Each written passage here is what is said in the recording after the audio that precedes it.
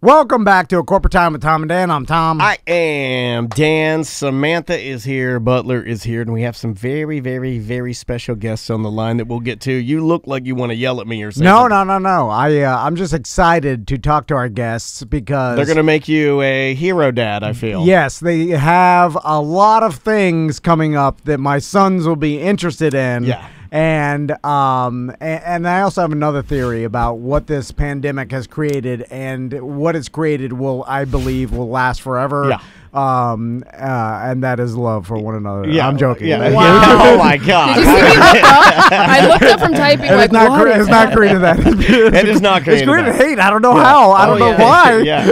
We all should be loving each other. No. We're not in this together. It's just pumping it all out. But but when you have a little bit of time to not hate other people, you can do what my wife's been doing. Yeah. And my wife, I think her book count now from the Orange. She's burning through them. Dude, from the Orange County Public Library, my wife, I think this year is at 32. She's Or posting stuff every 33 day. books. She just finished Matthew McConaughey's I saw that book. Green Lights, She yeah. said it's phenomenal. All of this is done for free. She doesn't even really watch TV anymore. All she does is read books. And our friends from the Orange County Public Library are on the line with us right now to tell us about Random Fandom Week. And this is what I honestly believe, Tom, that this could single-handedly make you a hero dad. Yeah, we got Scotty and Carrie Major. How you guys doing? Good. Great. Good. Thanks How are you for having guys? us. Great. I thought you were being British for a second. I thought you were like, Carrie so major. Oh yeah. Major. So That's her name. So first off, I have a theory, and tell me if you guys agree with this. Starting with a theory? Well, we've seen. Yeah, I'm a little nervous. Well, you should be. I'm surprised you guys even sat through our improvisational warm-up techniques we did before we started recording. So I thought it was pretty awesome. Thank you. Because of the pandemic, everybody had to pivot to Zoom and doing things virtually, obviously to keep everybody safe. And we've seen a lot of our sponsors like Fair Villa and things start doing classes virtually, and you guys doing virtual stuff, and then it seems better to me, and it seems like more people can be involved virtually. And I know there's for some things face to face is better, Well, but sure. And for some people, maybe there might be a disconnect, but there are other people during this pivot, as you say, that maybe are nervous about being a part of one of these awesome classes that or you can just take. too lazy to actually go. Well, I didn't want. You're sitting right here. I didn't want to say for that. me, for me, okay, I fall in the category I of was lazy. trying to right? really help you out there. And if I can and we'll talk about Random Fandom and some of the awesome things you guys are doing. But I'm definitely going to register to a bunch of these things because my sons are into Super Mario and they're now into Pokemon. Yeah. And well, let's jump into it though, and then we right. can dance back to Zoom and how it's kind of changed their jobs. But guys, tell us a little bit about Random Fandom Week. It starts December 6th through the 12th. And I'm on your website right now, and the list of Random Fandom upcoming events is too long for my browser to actually load all of them. So what is this, and how did it come about? Okay, so Random Fandom is kind of the brainchild of a group of people sitting around talking about how horrible this year is. So we're all sitting around talking about, and I've said it before and I'll say it again, this year's a total dumpster fire. Yeah. We're sitting around, we're miserable, and we're like, what do we do to make this year not suck as bad as it does? And we started talking about all the things we love doing. I'm a big Star Wars geek, so Empire Strikes Back is my favorite movie. And I was like, when I'm feeling down, I watch Empire Strikes Back more than I should. I was watching it last night, and and then other people were mentioning other things they like to do. People were talking about Avatar, The Last Airbender, and we kind of were sitting around and talking about wouldn't it be cool if we all just could start doing stuff we really love to do all day long, every day. And it started to become a conversation about let's do a program where we can take that at a community level, a county level, and do a whole bunch of programs about the things we love and that we know people in our community love, and just try to find a bright spot in the dumpster fire of our lives. That is really well said. That is perfect. And I'm looking on the actual list here, and just to give our listeners like maybe just a brief synopsis of some of the things, but I mean, whether it's crafting, gaming, music, cooking, like if you're a maker, kind of like my daughter, it loves crafting. I know your son Tommy is a budding artist. Yeah, they've got grid drawing. They've got 8-bit music, PBS Kids Times, like that sort of stuff. You got it. I got to be there for that because my wife works for PBS. Hold on, the 8-bit music. Can I mean, if I learned how to play, you could do our theme in 8-bit music. Oh no, I was gonna say Mario. Yes, or like you could 8-bit, like. If I could play that for my sons, if you could play that for your sons, I will give you $10,000. Well, no, I can't. You know I can't. But if I could, I'd be their hero beyond heroes. No, guys, but sadly I cannot. Hey guys, I will not try. I love embarrassing Tom in front of people, especially guys like you that are just calling into the show. But I will say he can play Adele on the piano, and he can sing, which is the one you know? Hello. No, there was someone like you. Oh. Why'd you mention that? You're embarrassing me. Could you perform that right now? No, I cannot. cannot. Give him a little Adele. No. Give him a little. Why would you say that? Like you. Also, you are the man. I apologize, but every time someone says the last Airbender, I can't do that. When they do it, okay, when somebody says the last Airbender, I always cock my butt out and I go, I always do it because I'm a baby. So you're really just bringing a lot of class to the event. We are. Scotty's nervously laughing because like, no, God, Scotty's like, this is my idea. These are 40-year-old men. Well, there's Disney sing-along. So basically anything you can think of. And I urge our listeners, you have to go to OCLS.info. You'll see it right on the front of the page. It says Random Fandom. Click on it. And then when you scroll down, I dare you to find something that you're not in. You're not going to find. You know what I mean? Yeah. There's something for everybody. Is what I was trying to say. Also, I love whoever's putting in these events, like the verbiage of it. Like one of them is the imagine you're a Disney villain, and it says crown yourself a baddie as we explore the characters. It's snarky, funny. Yeah, it's good. You guys did a really good job on this. And Tom, the event you're talking about is retro 8-bit video gaming. You could jump in there and go back to some of those older 8-bit games that you like, play those. And then Marvel Avengers, I know your boys like that. K-pop, if you're into K-pop, they have that. So, do you have to? Is there like a limit to each virtual class, or like do you have to register before? Is there going to be what's the sold out? Easiest way to participate? So what they're going to want to do is go onto the website, click into the event, and register with their library card. There are some that have limits for the amount of class, just because the type of class that it is will need to have a smaller group of people. But other ones, there isn't. There's, sometimes we'll have 100, 200 people involved in certain things. But, some of them they will, some of them they won't. And so just sign on, library card. You basically just put in your email address, your information, and you're good to go. Okay. Now they got a Pokemon escape room that you and the family can do together. Now, some people in our chat room are asking if you don't have a library card, can you still register? It is library card driven. It is for the Orange County community. If you're looking to get a library card, if you're an Orange County community member, stop by. We can get you hooked up. All you need is a valid ID with your current address, and if you don't have your current address on your valid ID, you can bring in proof of address. So it's real quick to get started, and then we can hook you up and get you signed up for the programs. Gotcha. Awesome. Perfect. And you can also do that online. You can go to ocls.info/getyourcard and register there as well. Yeah, that's probably, if this sounds a little new to you, that's probably where I'd start. Yeah. But I got to tell you, I didn't used to be a believer. My wife is a diehard OCLS member, a card-carrying member, and she just mows through everything you guys got. And if you're listening to me right now and you don't take advantage of this, man, you only have yourself to blame because they have so much good stuff. Let's talk about Mario Origami because oh man, I should have never mentioned that to you because now you think I have a feeling that you think you're just gonna walk in there and you're gonna be a paper fold master, aren't you? The confidence is high on your origami skills? I have never done origami. He is a fan of paper, though. I like paper. There's 1 million pieces on his desk. You know, years ago, and this is a true story. I do all my business through paper. Years ago, I was hand-selected. There were only 2 of us. I was hand-selected to take flute lessons by Sosal, who was trained by Suzuki in the Suzuki method at Stetson University. And I played flute, and one of the exercises that he would do to get you to warm up in order to play flute using the Suzuki method, which is less about the notes and more about memorization and your embouchure, I would do a series of swan folding origami exercises in order to relax my brain.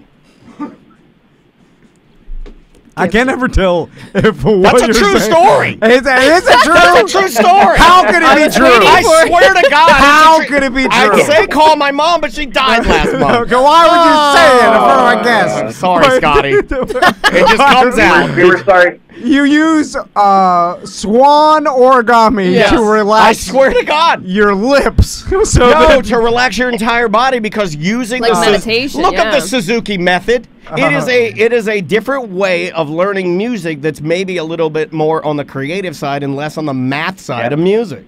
See, Scotty knows. Can I ask you guys? I know about it. Question It was about that a real big quick. thing for a while. So at some point, I feel like this is the librarian in me. You're going to need to partner with us and do like a program on both origami and music learning, and just like blend it, and we can like work together on that. I feel like that needs to happen. Because that sounds like really awesome, especially right now with it being virtual. Let's do it. So Tom and you need to hook Dan's. up with Scotty, and we need to do it. Tom and Dan's folding and fluting. Yes, I like that sounds awesome. fluting That's and like the perfect name. Yeah, fluting and folding. Yeah. BYOP. Yeah. Hair bending. Folded. Yeah. Yep, Scotty zero gets it. paper. I love it. This is a date then in the future, so we need to figure out a time to do it. So, Carrie, let me ask you about being a librarian, because I feel My mom was a librarian. Yeah, I know. Awesome. And I feel like, I feel like this is media and movies. They always depict librarians as like, and even like I think Monsters Inc. The librarian was like a big squid that was mean, and if you made a noise, she was not a librarian. Oh, I thought she was the librarian. She was the boss at the factory. No, there was. I'm talking about Monsters Inc. 2. When they Monster go to, University? Yeah, when they go to the I'm university. surprised you watched Monster University. And then the librarian's always depicted. My breath is gone. I don't know what to say. As being like, an older lady that may be stuffy and maybe doesn't like fun and is constantly telling people to be quiet. And then any drop of a pen, she gets angry and she starts squidding But it's you. not true, because every librarian I've ever met has been more fun than anybody in the library. But the movies and TV shows portray that. It's a stereotype. So do you have to battle that stereotype all the time, Carrie? Honestly, people usually meet me within 30 seconds, and that stereotype pretty much breaks. Because usually people in the library have to tell me to be quiet. So, like, the people are like, shh, to me. Yeah. So that doesn't really last long. And I think it's hilarious. Like, I love the way that librarians are depicted. I laugh so loud. Like, if you've seen Parks and Recreation, the library there, it's hilarious. It's any of the movies or shows. I'm like in tears laughing so hard. It's funny that it's not a. No, sorry. I apologize for interrupting. It's funny, though, that No, you're good. You're good. It's funny that it became that way, because you would imagine that back in the day, your library or where you would come to source and to debate and to have your knowledge would have been it would have been a center point of your city. Yeah. And it would have probably not been dead silent, I wouldn't imagine, because it's supposed to be a happy, fun place, right? I mean, I don't know. I think. Yeah. I wonder where that changed. I think at different times. Yeah, I think at different times libraries did different things for the community. We've always kind of, like you were using the term pivot earlier, we've always kind of pivoted to what the needs around us are.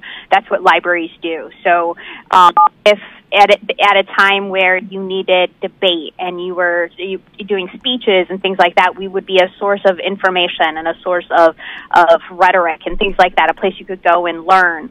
And then if you needed research, we were a place that you did research. And I think we are a reflection of the society of the time. So right now, with the digital age, we're shifting to that direction. And with programming and everyone moving forward and faster and connection and community, that's where our drive is now. So we're kind of loud. But there was a time where libraries were quiet and you did have librarians shush you. It just doesn't usually happen. I mean, there are the quiet corners still. So if you're looking to study, there are those moments you can find some peace and quiet in the library. But we are a lot louder than people remember. There you go. So, well, we should be clear, though, we do have a code of conduct, so it's not total chaos. Yes. There You're right, Scotty. I'm sorry. You're right. Yeah. Do not bring the gathering of the Juggalos to Yes. No running around screaming. No. Yes. So, Carrie, we're not. Yes. That would be a good class for you guys, like a Zoom class that's like Intro to Juggalo Face Painting 1. Ooh, that's good. You know, by Professor Two Dope. One of the proudest things that I've accomplished in my life has been I'm 38 years old. Is learning how to zip up a hoodie. This is not learning how to understand or even participate in the Dewey Decimal System, and I'll explain, because when I was in elementary school and probably 5th grade.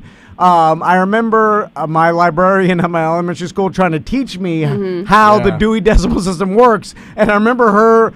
She was pulling out all the long drawers of cards and going through them, and this is how you find a book. It's .3. Go, and then at that time I remember, even as a young Tom Van, looking and thinking there'll probably be a better way in the future, and this will never last. I still don't get it, because I can remember I would shelve books for my mom, and she'd be like, "You put fiction's the 800s, but that's special fiction," and she's yelling at me, and I put them all the way wrong. I remember the opposite. It was like I loved it. It was like radio when they were trying to. Well, you guys aren't organized. No, I mean, I'm slightly better than him. I'm better than him, but probably only because of the women I sleep with. I just remember I was playing Nintendo at the time, and I was like, I think my Nintendo will do this job one day. There's got to be a better way than the long jokes drawers. On you, buddy. Never happened. What do we? No, I'm just saying it's still there. They still do that? Yeah, some places do. Oh, I thought it was. We still use the Dewey Decimal. No! There is a bit of a movement to. There is a bit of a movement to move away from it. Part of it is because the feeling in today's society is it's not intuitive, as you described. Also, Mr. Dewey himself was a bit problematic. Yep. Really? We can talk about that. Like everybody's problem. As time goes on, the people that lived during that time is pretty bad. Cancel Dewey. In fact, I'm going to tell you something that's going to blow your mind. This broadcast will be censored one day for being too spicy of a library conversation. He mentioned Dewey. Never mentioned Dewey. And the librarian, did you hear her? Hold on, what did She Dewey sounded do? like she had a smile on her face. Hold on. Cancel that. What happened with Mr. Dewey? Can't talk about it. Let's just say put his Dewey in the decimals, if you know what I mean. Oh, my God. Why'd you say that? I don't know. I don't know what he did. No, but I don't blame you for having it cause some confusion, because it is very precise. And if you do not know what the numbers are, it doesn't, it's not really super user-friendly in that way, because it's not logical that military science is in the 355s, you're what? Why does that even make sense? So, I mean, as far as librarians go, you kind of memorize a lot of it, and then it makes it easier for a structure to organize for us, and it makes it a little bit easier to really, really get minute in your details, which I will not go into because it'll be super boring for everyone here that isn't into organizing books. Oh, you can dial it down. Yeah, I will. But yeah, a lot of libraries are moving towards like the like bookstore method, which you have thing by like topic and author. And our fiction section is obviously divided by that as well. And our DVDs are by like topic or title of DVD. So we do have some sections sorted the other way. Gotcha. You know, I have only walked into a bookstore to buy books that only have For Dummies at the end of them. That's the only thing I've ever bought. Yeah, I walk in, I see the yellow books. I'm like, oh, what's that? Cooking. I can only read things off of something that rotates. Dan, we've got those books here too. Oh, the dummy books. Okay, good. They're free. They're free. Yeah, they cost me nothing. Hey guys, thanks so much for the time and best of luck with the whole deal, and it's going to be awesome. Go to OCLS.info if you want to be a part of Random Fandom Week, and it's December 6th through the 12th, so you got a couple of days to kind of go on there, peruse, plan, pick out what you want to do. Definitely pre-register. Pre-register, that's the easiest way. Get those library cards, because that's the way you need one of those to activate it and do it. And did we hit it all? I think we got it all, guys. I think we did. I just want to say thank you to you, your team. We always appreciate the library love that you send us. Oh, man, as many times as we can, we'll do it. And I will keep my wife checking out apparently every book you have. And she's got my daughter doing it now because you guys have all of the Babysitter Club graphic novels. Yeah. We've seen that on Instagram. Yeah, we've been pulling those out. And here's a cool thing, guys. If you run out of time because of school, and Maisie did, she got a little behind in her reading, you can put an extension on it. And you get a couple of those. How many extensions do you get if you want to extend a little bit? 3. I think, yeah, it's 3. So you get 3. So they're super cool to you, man, even if you get a little behind. So, guys, thanks so much. Take care of yourself, and I guess we'll see you in a couple months or so. Yes, awesome. And don't forget, we're doing the origami music program together. Yeah. So. Oh, yes. Oh, that's right. That'll be a different meeting offline. Yeah, that one will be a little different. I'd completely forgotten we talked about it. Flute and folded. This is why I'm here. Yeah. I'm here to help you remember. I had already Sharpied over that. Well, guys, take care of yourselves. We'll talk to you soon. Okay, bye. See ya. Love you too. Bye. All right. I assumed that they had stopped using the Dewey Decimal System. No. I knew you did. No. I was like, he doesn't know they still use it. I knew there was a debate. I'm sorry. I always brought it up By the to way, my mom because she looked was it up. He's a monster. Yeah. Screw you, Dewey. Oh, really? What did he do? Racist, sexist. He had sexual harassment allegations against him. He wanted so he did put his female Dewey in the students to submit photos to compare their breast size. Oh, and said you cannot polish a pumpkin. He's terrible. This guy is a monster. Hold on a second. Let me look at you, Sam. You'd be in the 800s. My wife, she'd be in the 100s. Oh, man. This guy's a monster. I do not condone any of this, but there's something that makes me laugh. It's like it's like do you remember the Dave Chappelle skit joke of when I believe Rick James asked the 2 girls at the bar to flash their boobs at him, and then he's like, "The milk's gone bad." There's something. So like this guy, I don't know what, like the joke of he was forced out of the actual foundation that he created. Like, send me a picture of your boobs, and he'd be like, "No, I can't polish a pumpkin." Like I don't even know what that means. Yeah, no, but it sounds like it sounds a horrible, diss, right? Like it sounds like he's throwing shade. Yeah, I don't know what it means. It's hilarious. I don't know what it means. Is it good or bad? It sounds bad. Yeah, it sounds bad. It sounds real bad. Yeah, it's like you can't polish a turd, right? That's what it sort of sounds like. But pumpkins is usually a good thing, you know, like unless it's a rotten pumpkin. Oh man. Anyway, oh man, we should have talked about it. Yeah, we gotta get out of here. Yep. Bye. It is a corporate time with Tom and Dan. I'm Dan. I'm Tom. Samantha, our producer, is here with pink hair and white boots. She's ready to kick your butt. What's up? What's up? How are you? I'm good. You enjoying the weather? You got your boots on? It's too cold. It is a little cold. Cold for me. Do you like the cold? I like a change, so I like the fact that it's different than it was. But you last hate week. shoes. I do, yeah. I'm wearing shoes and now. And you got me hating shoes now Yeah. because I am not in a shoe mood today, man. Yeah, and I got into a routine where when I got home, I just literally I take my business clothes off, which is just shorts, Dukes, and a you polo. You shouldn't call them business clothes. And then I put on shorter Dukes and no shirt. And that's how around my house I cannot do that, too cold. I've started wearing just tidy whities and no shirt.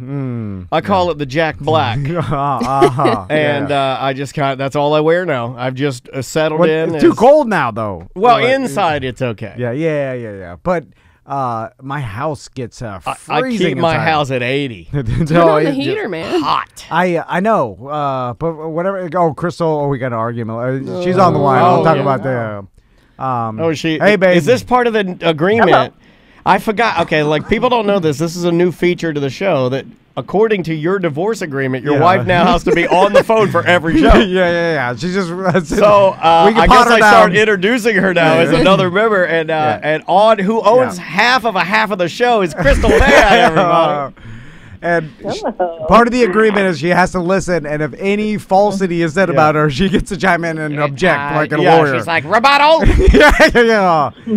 So, a couple things. First, let's talk about how cold the inside of our house is, and the fact that we got in a slight argument. No, just a disagreement. A dust up, a tiff. About conversation. She's like, we need that to fill the walls full of foam. And I'm like, what, like party foam? Yeah, foam your party. wife's gone sex crazy. Soapy bunch. He's filling the walls with foam. Let's fill all the walls with foam. We need a laser party. And all in my mind, I'm thinking of how much expensive it's going to be, right? Of like the foam company's coming. They're like, they're knocking on the walls. Like, you got thick walls. It's extra foam. Oh God! And then they're like doing the temperature meter. They're like, this was the temperature, and it's all fake. I'm paying $4,800 to fill, and then this time next year, it's gonna be it's cold. But you're not gonna $4,800. But you're not gonna be able to use the real foam that kills the environment. You're gonna have to. Use the avocado foam. Butler's always talking about. You need to get an avocado mattress, and we're like, well, what makes it so great? He's like, it's completely organic, and I'm like, I don't want that. I'm like, ew. Yeah. And then it's gonna be the same thing next year. And I tried to make an argument. I'm like, we did the insulation in the roof. Well, have you guys ever heard of using a goddamn blanket? I know. It's been working. It's been working for years. It worked for the Indians until it didn't work. So anyway, no, let me explain. Can I explain? I'm going to interject here, as the attorney told me that I could. Rebuttal. So, when we redid our bathroom, we took down some of the drywall because of whatever. And what we realized is it's just drywall and then the exterior wall. There's no insulation between the drywall and the concrete. So, it's literally just the outside and then hollow concrete and then my house. That's too cold. That's glory hole style. That's how every house is built. You just described how houses are built. No, mine is not, because I live in a... There's supposed to be insulation on the outside of the walls. I live in a townhome. No, that's for wood houses. I have to have the foam for sound insulation because I live too close to people. So I do have the foam. Yeah. And I can tell you from experience, I don't think it does nothing. I still hear everybody. Well, then hold on. Yeah, because you can hear everybody in this building. But you just said it's hot in your house. Yeah. It's burning hot. Yeah, it's like 62. Must be the foam, I guess. Yeah. I mean, we can turn on the heat. We got an awesome, system with American Air. I feel like it shouldn't, it gets a little cold outside, and then it's colder inside than it is outside. I'm like, I don't want to turn on the heat. Icebox. The main part of the house last night was 70 degrees, which is fine, and the air wasn't on. Obviously, neither was the heat because 70 is too hot to turn on the heater. Yeah, right? I agree. So, but I go in the boys' rooms, and the boys' rooms are 63 degrees. Yeah, that happens. Freezing. Oh my God. That happens to Maisie's too. Maisie's room will get down to a 62. It toughens them up. Yeah, though. well, I don't. And then she's just laying there with in her panties or whatever, And I'm just like, I'm not gonna go wake her up, she's fine. Yeah, let she's her alive. sleep. Yeah, she's breathing. I mean, it's not Also, what am I protecting her from? What? 62-degree weather? 62. You're 62. People in New York go outside go out in bathing suits. I mean, Kelly. Oh God, it's hot. Kelly Slater would surf in there. Yeah. We're talking about 62. Oh my God. Their lips are blue. It's cold. Their feet are little popsicles, and then they come into our bed and they're little frozen butts. I mean, that's too cold. I think that if we got the spray foam insulation, it would keep our house a little bit warmer in the winter and cooler in the summer. Well, just get like 2,500 cans of Fix-A-Flat and do it yourself. I'll drill into each. Yeah, that's all they're doing. I'll do it with you. And each, can they do one whole column? I don't know how it works. Anyway, it sounds like. Why don't you don't know either. You're saying it before you even know anything. Why don't you spray the interior with the foam and then shape it like a cave? You know, I mean, and then you guys need to get that crazy Florida codependent raft bed and stick that in there, and then and then foam party crazy. So, babe, the reason why I called you is on the break I started talking about, I don't know how we were talking about Dewey Decimal the last show. And he's a monster of a man. Yeah, apparently Mr. Dewey did some bad things. But anyway, then I started saying I learned how to type off a typewriter in high school, like in my high school typing class, and everybody was like, no way, like you're too young. Like, why? How the hell did they only have typewriters? I honestly thought you were just screwing with me to make me feel old, because I had a word processor at least with a screen. And then I remember Crystal telling me, because she went to the same high school, her whole typing, and she took 2 years of it. I like barely. We need to contact someone that goes to that school now and see if they still have typewriters. No, that's ridiculous. They changed it the year after, like after me. They got they got computers, and it was a big deal. And Are you sure? Yeah, no. I in fact, they may have changed it halfway through the year, like Christmas break. I had typewriters, and then they changed it to computers second half of the year. It was something like Tactical Hat says that he used typewriters as well. Yeah. And so this is correct, right, babe? You use typewriters? Yes. Yeah, I used a typewriter. And it wasn't 2 years. I only took it for half a year. It doesn't take 2 years to learn how to type. But, like, half a year I did. Apparently it takes more than that, because I still don't know. You should drop by the studio one day. I'll show you 10 years of typing. When Crystal can type something and then look at me fast. and still type. Yeah. Are you like David Copperfield? It's honestly, I don't even believe what I feels like she's just an extra in a movie pretending to type. I'm like, there's no way you're actually typing without looking. Listening to music, the TV's on, and she's carrying a conversation with you and typing, and you act like a black person watching David Blaine. The offensive line of the Cowboys saw David Blaine's thumbs fall off.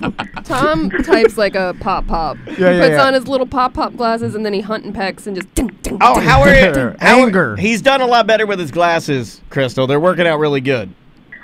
You know, yeah, I think, does he bring them to work now? Well, no, he has his own business pair. Yeah, he has like a leopard print razzle. It's a Mimo Walgreens special. He has a leopard print razzle pair that he looks like Maxine from Maxine's on Shine that he wears.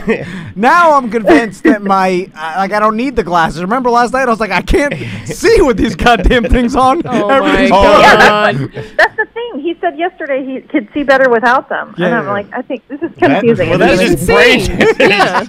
No, I think I can. That's when you got to hit your head and knock your brain to the other side. It's like the reception on the TV. Especially when I go outside. I don't know if other people that wear glasses like deal with this, but when I walk outside into the dark, which I often do at night, which is wildly like to go out and check something or go in the pool. I need to check the dark. And then I walk out and I immediately want to take my glass. Like it makes me think. You think you have sunglasses on. That's the brain damage. That's the brain damage. And I can't. And I'm like with my glasses. You'll get used to it. I can't. You're just see. not used to glasses God damn it! I'm trying to mess with the pool heat of the gas, and I'm waiting to blow my legs off. And I'm like, the goddamn glasses. I can't see nothing. Yeah, you can. Why did Miami public school system have typewriters in 2000? Okay, listen. I graduated 2000. I know. I thought when we did the typing, like they painted over all the letters and everything, so you just had to learn by like literally memorization or whatever. Oh, wow. But I thought it was super effective because I can type really, really fast, and I also contend that my number one most valuable class I ever took in all of my school career was typing, because I use that like I would agree with you. I'm not a doctor, but like I use my typing skills constantly, I do daily, too. on all day long. And then my second most valuable was driver's ed, and it was the same year that I took half semester of typing, and the second half semester I took driver's ed. Well, that will certainly set you up to not be pro school. I mean, I agree with you 100%. I think typing I'm a decent, Andrew's really good. I'm okay. I'm not as good. I'm probably like, I don't know, second best here, third best here, somewhere in line behind Samantha and Butler. But I use it every single day, and I don't think that using the typewriter would be a bad thing, because it really doesn't matter what instrument it is, right? It's like having a cheap guitar. It's still a guitar. Yeah. If you know the chords. It's just muscle memory, yeah. By the way, speaking of driver's ed, my driver's ed was driving my mom's Scooby-Doo van up to the pharmacy to buy her Parliament lights with a note from her, which I watched happen in a 1950s chess show on Netflix, and I'm like, I did that. The girl. Queen's Gambit. Queen's Gambit. And I'm like, I did that in the 90s. That's not a spoiler, but yes. 94. Like, my God, that lasted long. Yeah. Anyway, babe, why didn't I take driver's ed? Did you have to be, fill out some forms or? I don't know why you didn't, but I thought that I learned how to parallel park and three-point turns, and I realized that doesn't sound very impressive, but I can out-parallel park almost anybody. I would like to have a friendly competition between you and my wife. Yeah. Loser shows them. And I'm dead serious. I've never been more serious about anything I've ever said on this program right here. And it's only for me and you. Can't shine a pumpkin. Yeah, this is called Can't Shine a Pumpkin, the Queen's Gambit. We're doing a parallel parking challenge called the Queen's Gambit. It's you versus my wife. Loser has to show them. All right. I'm very confident. So is my wife. This might end up being a tie, and then we all win. Did any of you guys take any of the quintessential fun classes, like the wood shop? I took wood shop for 2 years in middle school. I bet you did. Sorry, I'm horny today. I don't even remember them offering wood shop or mechanics. You didn't take home ec? I thought I had to. I think home ec was required. No, it was required for the girls. I didn't. I took That's it in horrible. That is horrible. I didn't take home ec. 97. It was a different time. Band. I was band guy. So my fun class got all absorbed by drumming in the band. Yeah, you know what? I did band and regular band. Yeah, I did That's band. You and I were nerds. Yeah. So you only had a certain amount of elective. But wait a minute, band's cooler than home ec, though, right? I don't know. You get to cook and eat in home ec. Yeah, but that's for fat kids. And they're not cool. I loved it. Well, home ec's for girls. Band. I had boys in my home ec Band class. was for ugly girls. I was in band. Excuse me. So wait, we've got fat girls did home ec, ugly girls did band, and then fat guys did football. Yeah. Right? I'm being right. Yeah. And then racist guys did baseball. What are the chorus kids and the drama kids? Chorus were the gays. Yeah. And that's it. And everybody else potpourri. I took stagecraft in high school. Yeah. That's TV production.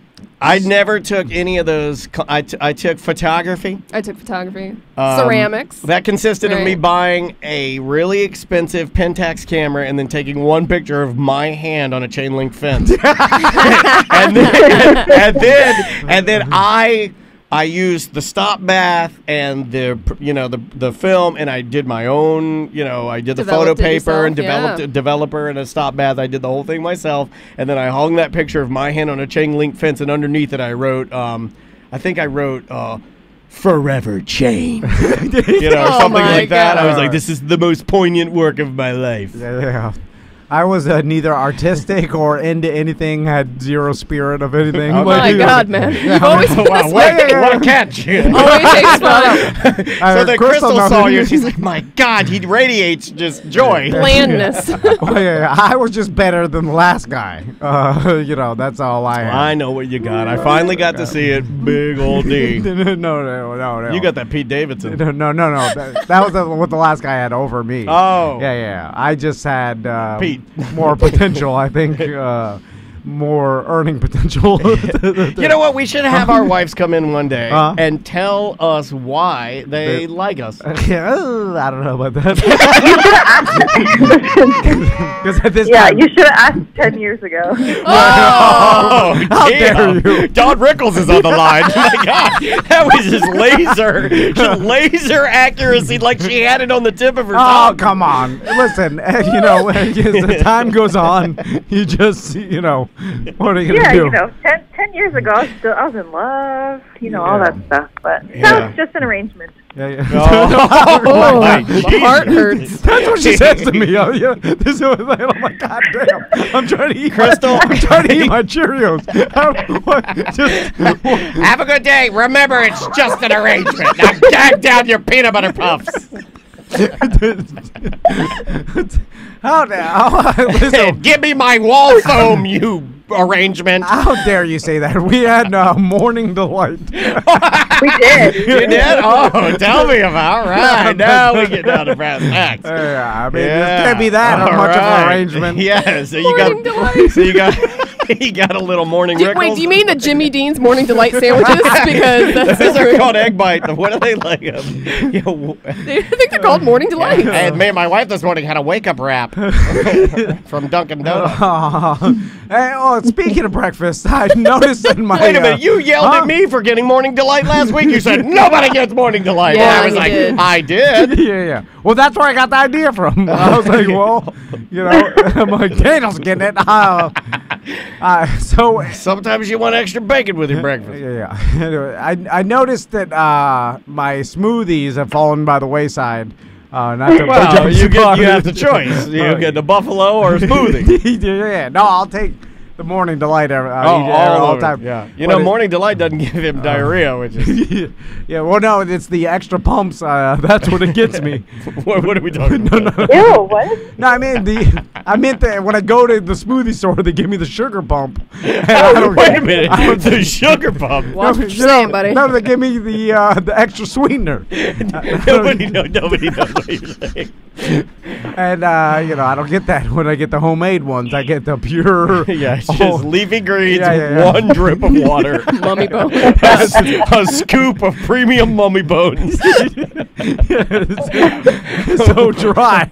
And lumpy. You know what, TC? You wonder why I don't make it for you. You don't ever say, "Oh, this is good," or "Thank you so much," or anything. You don't even bring your cup back inside from the car, and I gotta clean your straws out. He says he can't get it out of the cup. He says it's got the consistency.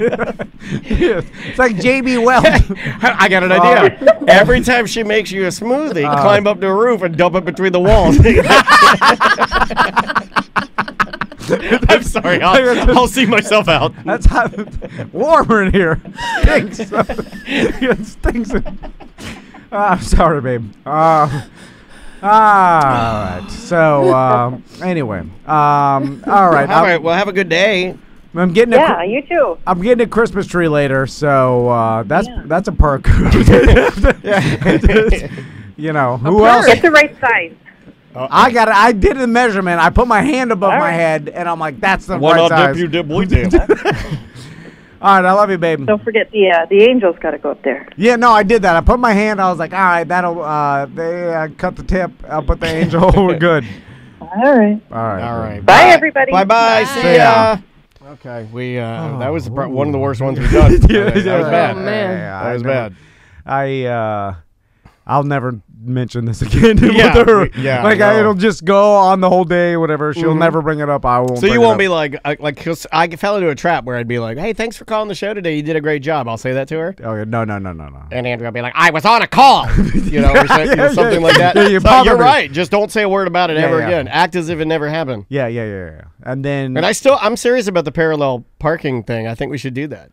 We don't get them. Chris is pretty good. We don't get, and so is Andrea. Yeah, I think they're both really good. We don't get them involved in shenanigans enough. Yeah, we need to get them. They've been really slacking on Two Wife Crew. Yeah. We haven't done it in months. It's like there's a pandemic or something, and they've got kids to take care of or school or something. Yeah, stupid. They need excuses is what I hear. Yeah, that's all I hear. Put some more into this. We can't carry the whole load. If Mr. Dewey was in charge, Oh, they'd be submit your working on this. And a pumpkin for you and a pumpkin for you. Yeah, polish those. All right. Bye-bye. Welcome back to A Corporate Time with Tom and Dan. I'm Tom. I am Dan. Samantha's here. Butler's here. Having a day. So you're talking about Madden, and that is fun I love it. Just pop in there for 20 minutes, play a game real quick, and kill some time. And then you can design your own coach, or how does that work? Yeah, well, my coach, I guess he looks like Dan Quinn, which, no longer the coach of the Falcons. But, yeah, you can go in, and as you kind of progress and play games and practice. So yesterday what I decided to do is there's some different plays. I'm kind of weak in my nickel and in my dime, and there's a couple other little areas where you can kind of see how good your defense or how maybe familiar they are with the plays. So what I did is I just got in there and I just practiced. So and you earn like medals, and that's how your players get better.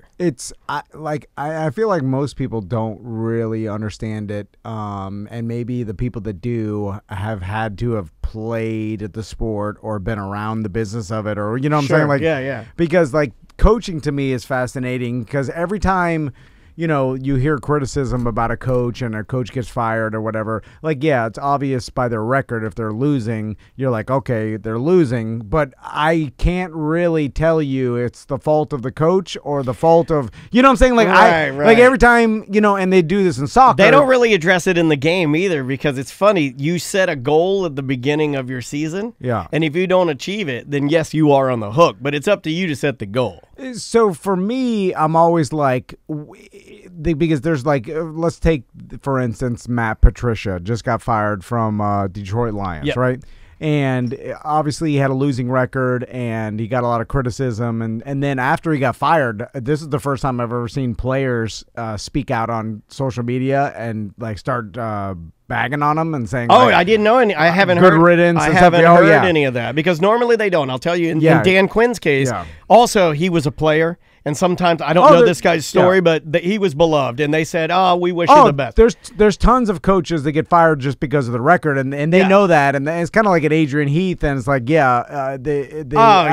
wouldn't have mattered. They don't think necessarily that it may be directly the coach's fault, but because of the record. It's too far gone, sacrificial lamb. Yeah. And they just need to change or whatever it is. But sometimes, and in this case, like it seems to be all the players and internally people thought it was this guy's fault and stuff. Yeah. But then I'm like, well, what is he doing? I understand like different play calling, and they're like Anthony Lynn, the coach of the Chargers, gets a lot of criticism because the Chargers seem to blow leads, and like I might know that team too. I'm not good enough of a NFL or football fan to understand what exactly they're doing that causes them to blow these leads, or what kind of coaching decisions he's making. And they'll like bring up certain points, or like, oh, he should have called the timeout here, or he should have went for it instead of punted, and those little things. And I'm like, okay, but you could probably make the argument for both sides of it, and I'm sure that he made that decision based on his knowledge of the sport and people around him, right? Like he's not just making some bonehead decision and being like, oh, I should have done that. Like I have to feel like it's for a reason, and then if it doesn't go that way, then people criticize. Like, it's kind of like if it goes good, people are like, wow, brilliant, and it goes bad, well, they're like, what an idiot. That's exactly how they play it in the game. Well, that's the problem when you're a leader, though, right? Yeah, that it all goes. And they all know that, and they're like, if I lose, I'm gonna get fired. If I win, then it's cutthroat as hell. But I'm always like, is he a bad coach? Or just the worst? So your question, okay, like what is it? What makes a bad coach? How do you quantify? How do you? Well, and then there's the stuff we don't see, like do all the players respect him as a leader, and do all the players? Man, I think it's even worse in soccer. I think it's even worse in the EPL. Like you have Jose Mourinho, who coached famously for Chelsea, for Man U. I think he's with Tottenham now. Yeah. He wins, right? But he also, when you hear people talk about him, they're like, this guy behind the scenes, he's a mess. He bad mouths. He's always he's like kind of like outspoken. They don't like him. Yeah, he's kind of a negative. If he doesn't like you, he'll hold a grudge and bench you. And I'm like, but wait a minute. Is he like is he this like heralded mega badass mega coach, or is he this bad, like, or is it a little bit of both, and that's what makes a good coach? Could be a bad person, but a good coach? Yeah. Totally possible. That could be with any job, any human, right? I'm sure there's been a lot of probably bad coaches that have won, and therefore people think they're good coaches, but technically... It's the people around them helping them, make calls. Yeah, but also the team itself, you have a really good team, like sometimes they'll make plays, like you call a bad play, they'll make it, and then you look like you're a good coach, but technically that wasn't the best play. So I just don't know I think enough. I figured out what you're asking. If you have like a player and then you have like a coach, how much of what the coach is doing is affecting the Super Bowl win or the championship, and how much of what the quarterback, let's just say, or running back or receiver or, whomever, I don't want to just say offense. Like if Adam Gase, who's now I think everybody would agree the worst coach in the NFL because now they've fired some of the bad ones already, but if he had like the whole Chiefs lineup, like Patrick Mahomes, everybody would he'd be a winning coach. I think he'd be a winning coach. Like how bad of a decisions do you have to make? I feel like is this the age-old question though? Is this the question? Is this the number one age-old coach question? Is like how much of this is you and how much of this is them? Well, this was the Bill Belichick, Tom Brady thing, and then it's playing out now, and it turns out it's probably a little bit of both. Yeah, because and I think that's what everybody look what's happening to the Bucs, and look what's happening to New England, and it turns out you just need a long time and a team that's cohesive and that plays well together, and then it's well coached. I mean, obviously, maybe the answer is just time, because most of the even with what I'm going through personally in my own my day-to-day life with the passing of my mom, most of the time any answer to any question that I have about things, well, how's the outcome or what was that? It's usually time. Yeah. Just give it a little time. Just give it a little time. The bad thing is it's the only commodity that it is finite. It also makes me laugh when every time someone references the coach like giving some sort of halftime speech and rallying up the players to like go out there and play harder the next. I'm like, that's only in the movies. Like these, especially in the NFL level, I'm like, these are all millionaires playing a game that's their business, and if they play poorly, they're going to be fired from their high-paying job, and they're going to play as hard as they can every single snap. You know what I'm saying? The only way it would work is if it were organic, and I can't think of a coach right now in the NFL who's known for his, like, mega speeches or something. There's a couple out there, you don't like Sean Payton. Yeah, I mean, Sean Payton maybe. You know what you want in there? You want, like, you want Ludacris. You want Ric Flair. You want...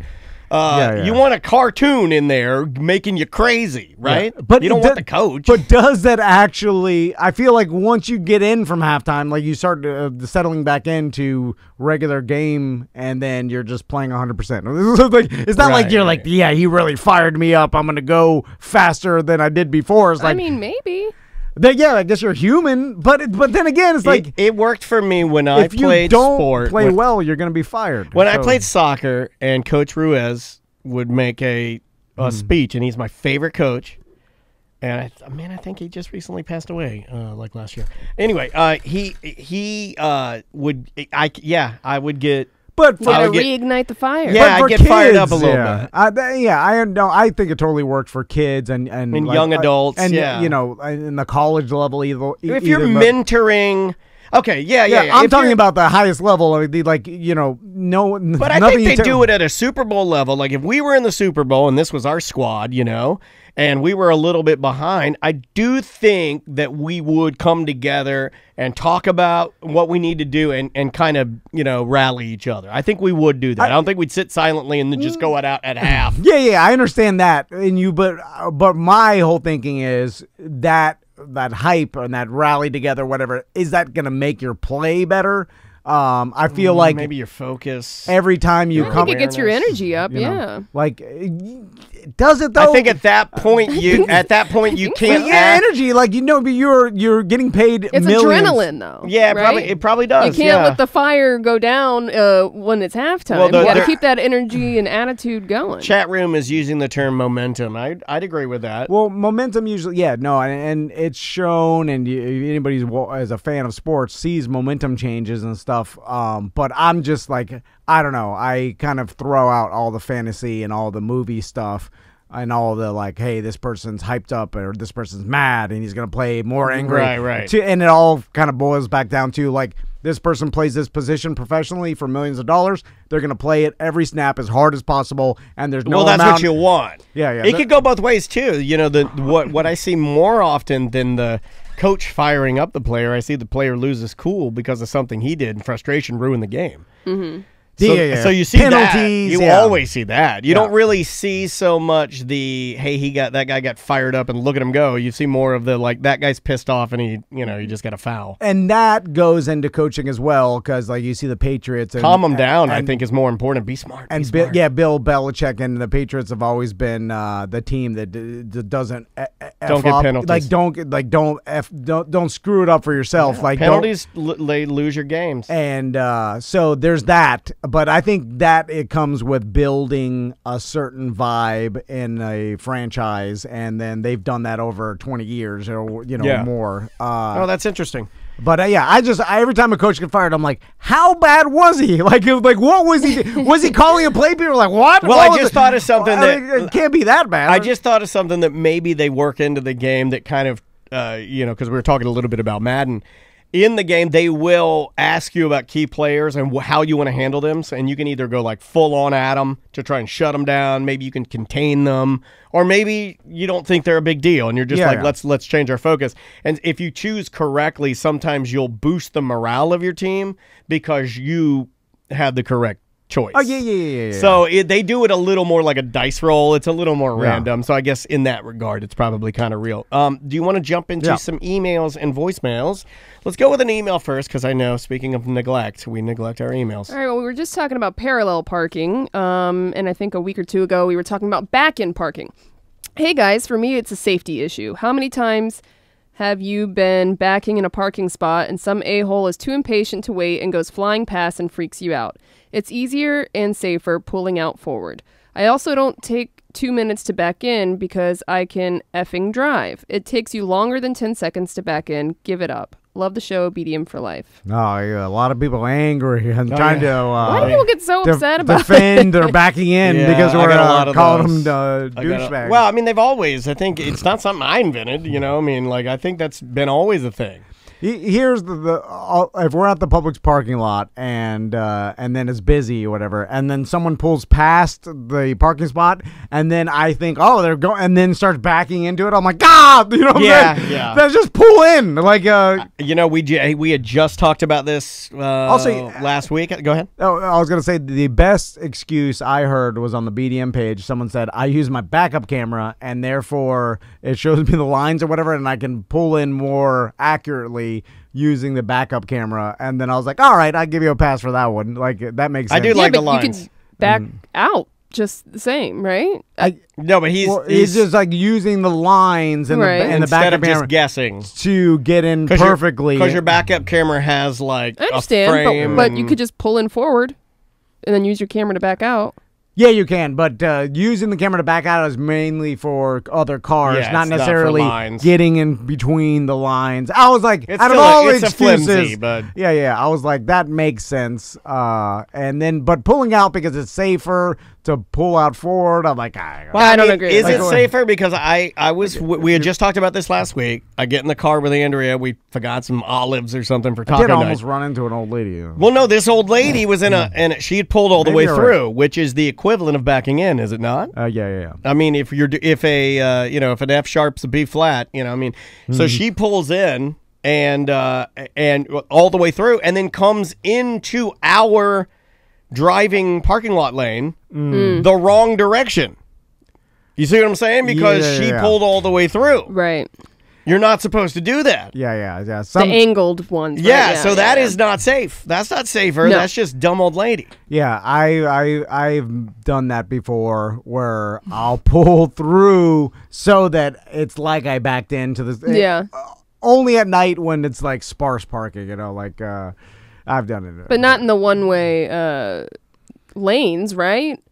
So that you're now parked where when you pull out, you have to go the wrong way down the aisle? Yeah. I usually park. You've done that? Yeah. I'm a douchebag. Okay. I usually park in a handicap spot with all my windows and doors open and my hazards on. You know what? I feel like, and I'm blasting Pop Smoke. I rarely see. I feel like way more people back in the day would abuse the handicap parking and park there. Oh, for sure. But now I don't see it as much. Like people will Karen them and call them out. Well, I have my mom's. Right. I have my mom's old thing, and I've been using it like crazy. I still got 2 years on that. All right. They do the last people do that, and Yes. and you're a bad person if you do. Yeah. I could never because my pop-up had one too, and it was because they're older people. They don't want you to have to get it every like 8 months, like a medical marijuana card.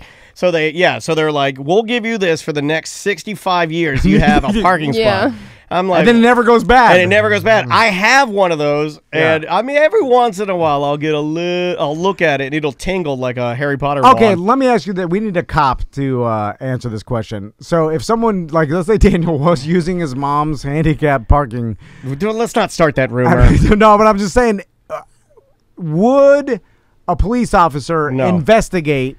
And how would you investigate it? Would you just because it's issued to not you, so therefore it's a crime? My name's Chuck Thompson. You get a I'm ticket for it. I'm on the real handicap unit. Is it the same ticket as parking there without one? Because I contend it should be a little less because someone in your family is handicapped. If it's a $75 fine for that, it should be like $25 for that. Yeah, because it's a little bit different than having nothing.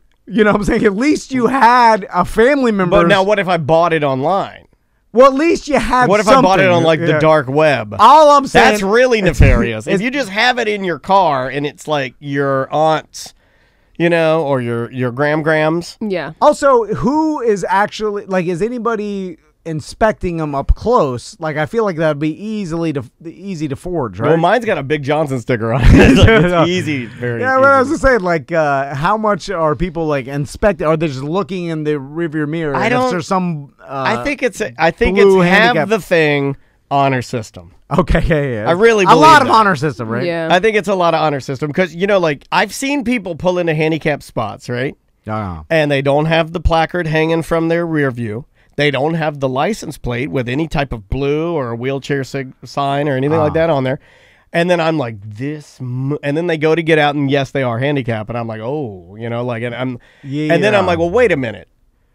That's the they forgot it at home. Also the mind your business, right? Because now you're making assumptions, and also people made a good point in the chat room. You can't see all disabilities, so sometimes people will you can't see half try of my and shame disabilities. somebody that parked in a parking spot, and they actually do have a disability. You can't see half of my. If I took my clothes off right now, you guys would be, oh my god!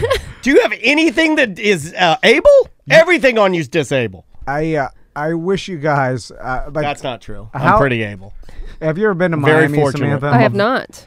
Don't go. If you ever go, it's very unfortunate. Pay attention to, and I don't know if it probably is less likely to happen in the city because they get, towed a lot easier. But in the suburbs of Miami, where I grew up, and every time I go back there, it is the apocalypse when it comes to parking, and people will just park in fire lanes in front of the Publix and leave their hazards on and go and walk inside. And this is prevalent all over the place, and it'll happen. And I wish you could see how often it happens because it's insane. That also happens in not nice neighborhoods. That happens. It also happens around my here. regular Winn-Dixie that happened. It happens they stop in front and they put their hazards on. In the fire lane, No, they do it right here. This is a one-way alley. That's not a Miami thing. That's everywhere. Yeah, that's just crappy people. It seems like it's happening more in Miami. This is a one-way alley behind us, and that's how I get out of here, and I know Sam goes that way as well, and every day there's some dude sitting in there the wrong direction, and I'm like, I just sit in my car, and I look at him, and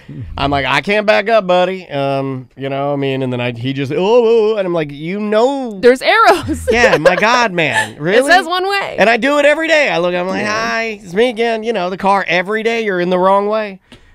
I can't wait till we have automated cars, and then that's it. And then I just get in my automated car, and then I could. I'm kind of with you, and I love driving. I love driving a car. I love driving sports cars. I love cars. I understand, but I'm kind of over people. I used to love driving, and now I hate it. Yeah, it's not fun anymore. I can understand loving to drive if you were on a really cool road or on a and race by course. myself on the road. The problem is everybody else sucks, and then it makes you miserable while you're driving. but loving to drive just around regular traffic, that's where I'm like, you love that really? Like, you actually, every day you drive to work or wherever you go through the normal suburbs and the whatever, I'm guessing, like, you get on I-4 for a little. You love that? Like, who really loves that? Like, I understand if you have a nice car and you're on a windy road or that you're getting to shift. And like when I was driving my WRX, sometimes I'd be like, oh, this is fun. Like I'm riding the Dragon on my Harley Davidson. That's fun. Normal driving. Just commuting. Just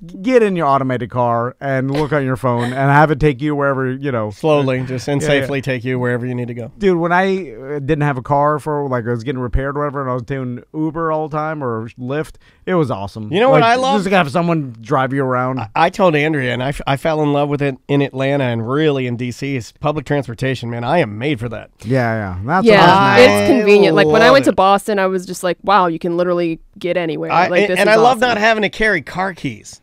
Yeah. I love not having to worry about gas. I love not worrying to have to park, or I love walking. Walking when you can just walk and then just sit in a train and it just takes you to like a stadium and you get out and you look around and you're like, oh, I'll just go get a beer and watch this. This is in D.C. and just watch this soccer match. I watch the soccer match. I get out of the stadium. I'm hammer drunk. And I'm just going to go get on this train. And I sit in the train and, there's a McDonald's. I get out. I get those burgers. I get back in. I go and then I walk and then there's my apartment and I'm home. I'm like, that is awesome. Yeah. Big cities, you just really... Their public transit, it's great. Just, so efficient that you're like, of course, why the hell would anybody have a car like this? And I'm such a country mouse too, because I'm like looking at everything. Oh man, the subway blew me away. Not so much here though. You take a bus here, you're like, the Lynx bus is awful. Oh, what'll take 3.5 hours, and I get COVID? Great, right, great.